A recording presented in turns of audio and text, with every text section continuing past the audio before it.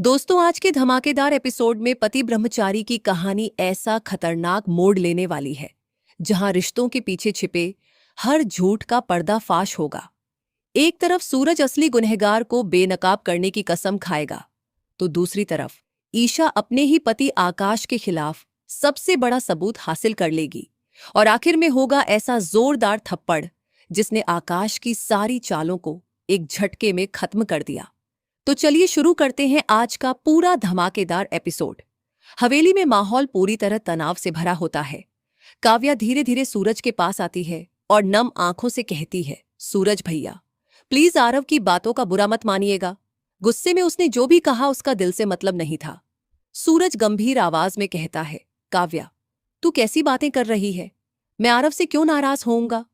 मेरा गुस्सा तो उस शख्स पर है जिसने आरव पर हमला करवाकर मेरे नाम का इस्तेमाल किया, लेकिन अब ज्यादा देर तक वो बच नहीं पाएगा। बस मुझे 24 घंटे दे दे, मैं उस असली गुनहगार को सबके सामने घसीट कर ले आऊंगा। सूरज की बात सुनकर काव्या को थोड़ी उम्मीद मिलती है। इसके बाद वह तुरंत आरव के कमरे में जाती है, जहां आरव गुस्से में अपना बैग पैक कर रहा होता है। काव्या उसे रोकते हुए कहती है, आरव प्लीज ऐसा मत करो। सूरज भैया ने वादा किया है कि 24 घंटे में सच सबके सामने होगा। आरव तमतमाई आवाज में कहता है, अगर 24 घंटे में कुछ साबित नहीं हुआ तो मैं इस घर को हमेशा के लिए छोड़ दूंगा और तुम्हें भी मेरे साथ चलना होगा। काव्या आंसू पोंछते हुए कहती है, ठीक है, लेकिन कल हमारी एनिवर्सरी है। मैं नहीं चाहती थी कि हमारे रिश्ते के सबसे खास दिन पर ऐसा तूफान आए। उधर दूसरी तरफ आकाश के घर में ईशा के मन में शक और गहरा हो चुका होता है। उसे लगने लगता है कि आरव पर हुए हमले के पीछे आकाश का ही हाथ है। अगले दिन सुबह जब ईशा ऑफिस जाने के लिए तैयार हो रही होती है, तभी उसकी नजर छोटी मीशू पर पड़ती है जो आकाश के मोबाइल पर गेम खेल रही होती है। ईशा तुरंत मौका पहचान लेती है। वह प्यार से मीशू से फोन लेकर कॉल हिस्ट्री चेक करती है और देखते ही उसके पैरों तले जमीन खिसक जाती है।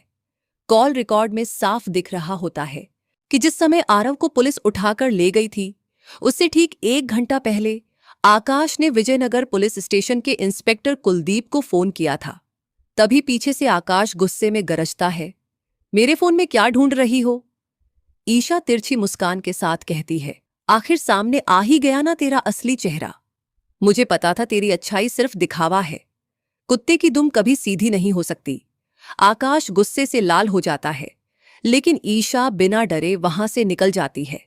वो सीधे सूरज के ऑफिस पहुंचती है और उसे सबूत दिखाते हुए कहती है, अगर सच जानना है तो अभी इसी वक्त विजयनगर पुलिस स्टेशन चलना होगा।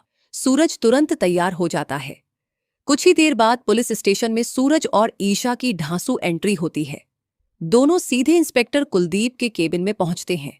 सूरज की आंखों में जलता गुस्सा देखकर कुलदीप के होश उड़ जाते हैं। डर के मारे वे हाथ जोड़कर कहता है, सर मुझे माफ कर दीजिए, मैंने जो किया मजबूरी में किया। एक बड़े अफसर ने आपका नाम लेने को कहा था। सूरज दहाड़ते हुए पूछता है, कौन था वो? कुलदीप खामोश हो जाता है। तभी ईशा अपना मोबाइल निकालती है और आकाश की फोटो उसके सामने रखकर पूछती है, क्या यही है वो आदमी? कुलदीप कुछ नहीं बोलता, लेकिन उसके चेहरे का डर सब कुछ बता देता है। ईशा चीखकर कहती है, सूरज यही है असली गुनहगार। ये सुनते ही सूरज का खून खौल उठता है।